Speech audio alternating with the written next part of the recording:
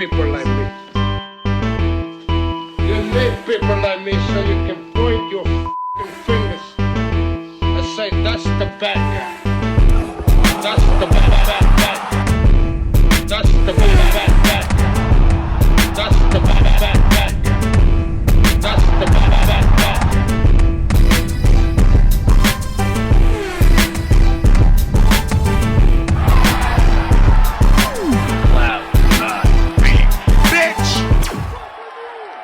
Welcome to the relay. We're covering today's top boxing news.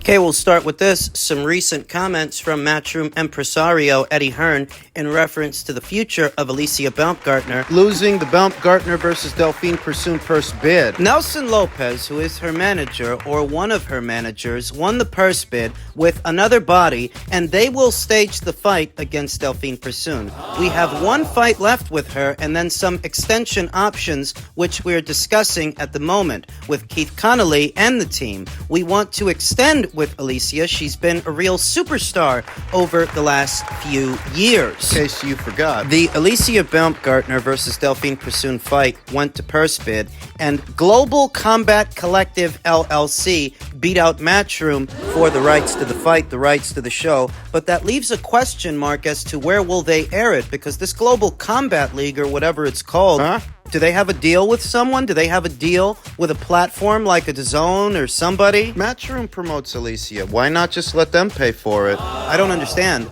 What is the benefit of the Global Combat Collective staking $500,000 of their own dollars or wherever they got that money from when Alicia's a Matchroom fighter? She's still a Matchroom fighter anyway. After that fight, she goes back to them for at least one more fight. So why do it? Why put the money up? What's the point? Alicia Baumgardner this past weekend got everybody's attention due to her verbal spat with her domestic rival, now rival, Clarissa Shields. Their back and forth exchange at the fights at Hitchens versus Lemos. Not a realistic fight. It never was, but it's still a conversation. It got a lot of people talking. We talked about it here on this channel. Though ultimately, as much attention as it's getting, it's much ado about nothing, because Alicia Baumgardner still is a 130-pound fighter. Clarissa Shields is way up there somewhere at middleweight. How much money would Matchroom have to pay Clarissa Shields to come down? Clarissa's promoted by Dimitri Salita, and if they were to try to make this fight,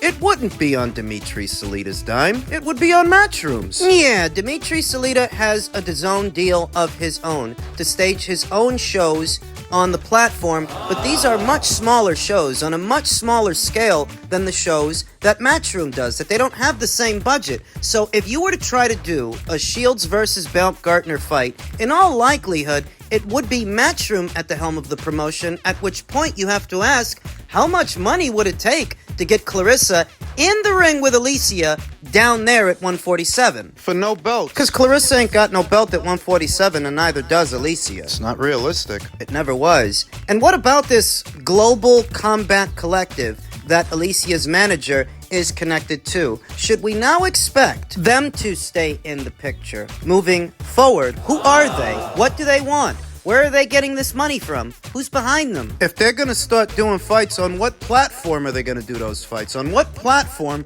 are we going to see Baumgardner versus Persoon? Questions that need answers. It's a fascinating fight, the contrasting styles of Alicia Baumgardner and Delphine Persoon. Alicia, the pure boxer. Delphine, the pressure fighter. That stylistic matchup usually favors the pressure fighter. Usually. What makes this situation somewhat different is Alicia is a lot stronger and more heavy-handed than your average pure boxer. You know, most pure boxers, they don't pack a very big punch because they're staying on their toes the whole time, moving around. They're not sitting on their shots. Alicia, however, packs a very big punch, and she's very fast, many years younger than Delphine Persoon. What tilts the scales, in a manner of speaking, that even if Delphine has the right base style to give a pure boxer a lot of problems, Alicia is not your average pure boxer. And though Delphine may have the right base style for the job, she is several years older than Alicia Baumgardner. Alicia Baumgardner, who seems to have paired up with Bill Haney,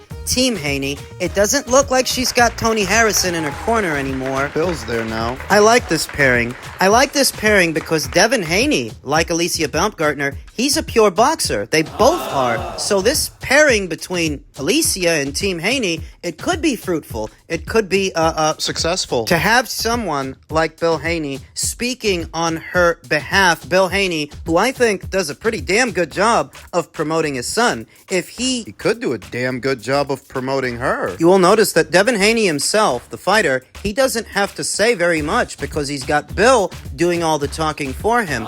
Alicia is already a very talented talker, very graceful, very attractive. With that in mind, and Bill's gift of gab, his silver tongue, it could be a good pairing, but alas, not everybody's happy about it. Not everyone. No? On a small scale, Alicia pairing up with Team Haney has had a polarizing effect with some fight fans, namely Who? the ones that support Gervonta Davis. You know the whole Haney versus Davis thing, these fans, Yeah. those fans. Now, because Alicia has paired up with Team Haney, you've got some Davis fans that all of a sudden don't like her. You can't please everybody. And they don't like anybody anyway, unless it's Gervonta Davis or just some other PBC fighter. They hate everything. Everyone. Fuck 'em. I think that Alicia pairing up with Team Haney is a good move, and I'm looking forward to her next fight, whenever it is and wherever it lands. Men's middleweight news on the heels of Erislandy Lara's successful WBA title defense against his mandatory challenger Michael Zarafa,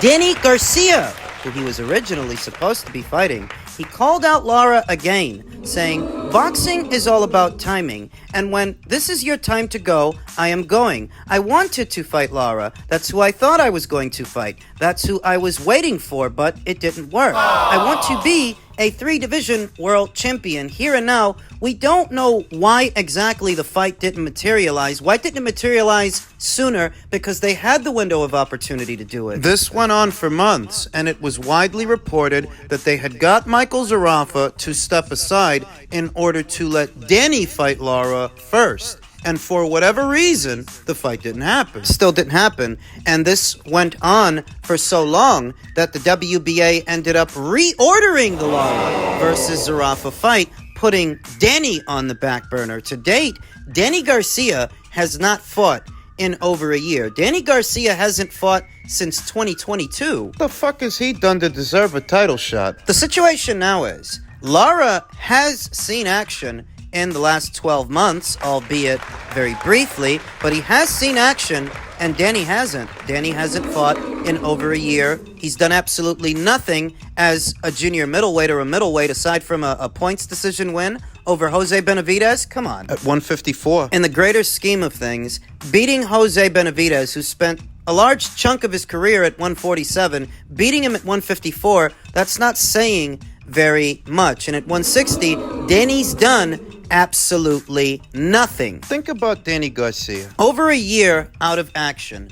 Not for lack of opportunities, because there are opportunities out there for him. Not for lack of opportunity, for lack of trying. That he wants to stay on his side of the street. That's the look of it. Because in the last 12 months, if you really wanted to fight, you could fight. You know, you could go to Golden Boy Promotions, maybe fight Alexis Rocha, or go to Matchroom, fight Conor Ben. Go to Top Rank and fight Santi Liang. There are people he can fight anywhere at or around 147, 154. There are opportunities out there on other sides of the street, but because he insists on staying on his own, that's what's really benched him. That's what's kept him out of action. That you're relying on the PBC to make it happen for you, but at this time, they don't have as many resources as they used to. Are you sure he can cross the street? Stephen Fulton did to fight Naoya Inoue. Frankie Sanchez did to fight in Saudi. He's set to fight in Saudi again. Deontay Wilder did. He fought in Saudi. You're telling me all these other PBC guys, they can cross the street,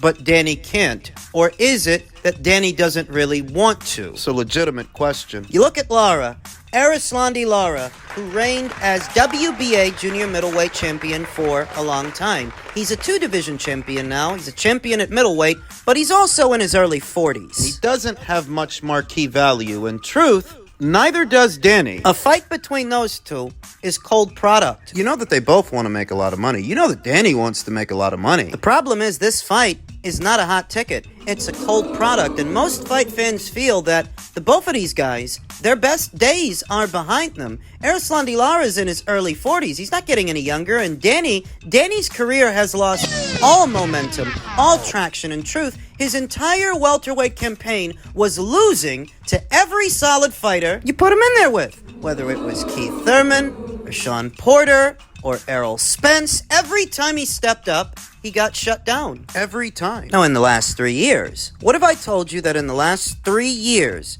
Danny Garcia has only boxed once? That he didn't fight at all in 2021, and he only fought once in 2022, but he didn't fight at all last year. One fight in 3 years. What kind of marquee value do you think you're going to have on that schedule? What notoriety? What popularity? On a schedule like that, people forget about you. He's lucky I'm even talking about him, because who else is in this day and age? Danny versus Lara is not a hot ticket. It goes without saying. And given Erislandy Lara's age, that he's a lot older than Danny Garcia, he should probably just parlay that WBA title into a payday. Go to Top Rank, tell him you want to unify with Yanni Bek Kanalai, get yourself a 7-figure purse, because I don't think for a second he got 7 figures to fight Michael Zarafa. I don't. You don't pay a guy $2 or $3 million to fight Michael Zarafa on a fucking undercard. You don't. The middleweight division is a dud. It needs consolidation. It needs some semblance of excitement. And I would be more excited to see Lara versus Yanni Bek than Lara versus Garcia. No one is asking for Lara versus Garcia except for Danny Garcia. Sorry. But I don't really want to see this fight. Upstairs, in men's super middleweight news, David Benavidez on why Showdown versus David Morrell Jr. hasn't happened yet. He said, "My problem with the fight happening now, so David Morrell is in the same seat that I'm in. We're both trying to see when we will get a shot at a world title, cause he's the interim of the WBA and I'm interim of the WBC. That fight for it to happen should be a world title fight. So it is kind of disrespectful that this guy Canelo isn't fighting anyone ranked at 168. David Morrell thinks it's disrespectful that you won't fight him. David Morrell isn't taking the same stance that David Benavidez is taking. David Morrell is singing a different tune. He's not standing on ceremony. He's not all hung up on it being for a full title or full titles. Sounds like excuses. So here's the thing. I do not want to overemphasize the importance of this fight because in all actuality, it's not an important fight. Benavidez versus Morrell is a solid fight, and it's a good fight, and it's a fight I'd like to see, but it's not a big fight. So I don't want to overemphasize its importance. The only reason the fight gets the attention that it gets is because Sampson said last year that they made it, that the contracts were signed. He said that at the beginning of the year. That's why people still talk about it now. Because where Sampson said at the start of last year, the fight was made and the contracts were signed, David Benavidez himself said it's all bullshit and he didn't sign anything. Then why is Sampson lying about it? And that's why people bring it up, why people still bring it up here and now. It still feels like David is holding out for a Canelo Alvarez fight, even though he says that he's going up to 175 and he says he's targeting the winner of Beterbiev versus Bivol. It still feels like he's waiting for that guy. And if you needed someone to fight in the interim, if you needed someone to fight while you wait,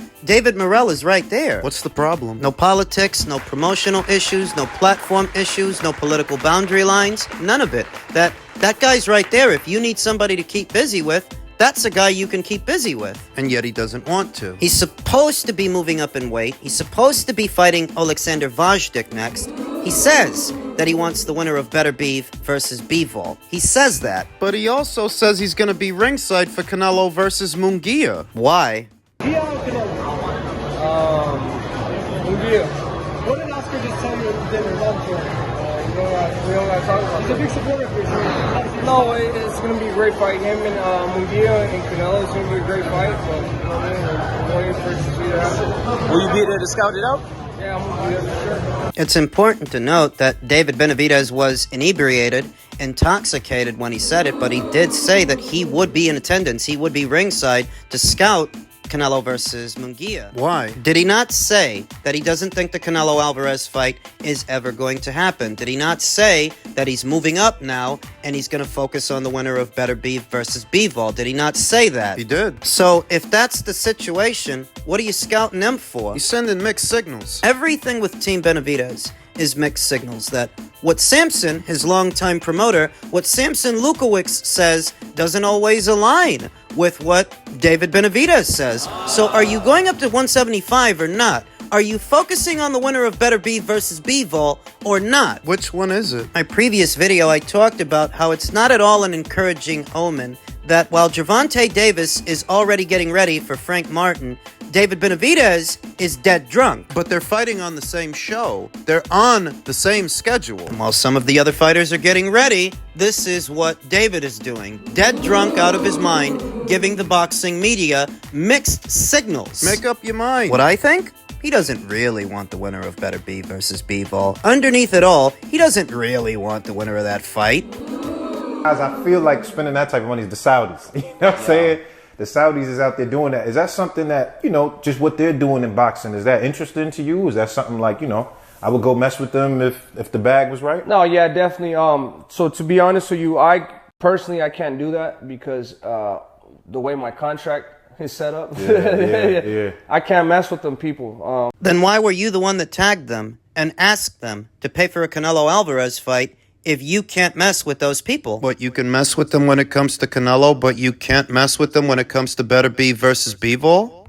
Because, you know, obviously I can only work with my own promoter, but they said if you know, they're willing to make that fight happen, obviously it's an enormous amount of money that it could happen. Will it happen? Once again, I feel like David is sending mixed signals. Are you committed to fighting the winner of Beterbiev versus Bivol or not? Or are you still pursuing a Canelo fight? Have you moved on or not? These are not statements of fact. They're questions, but they're legitimate questions. You're not scouting the winner of Canelo versus Munguia because you're committed to the winner of Beterbiev versus Bivol. So then what is it? It's hard to say, but I think if David and Samson had to choose between the winner of Beterbiev versus Bivol and the winner of Canelo versus Munguia, I think they'd prefer to fight the winner of Canelo versus Munguia. I think they would look at that as a more winnable fight than one of the champions up there at 175. That's what I think. Then why is he going to 175 for Vajda? Because making 168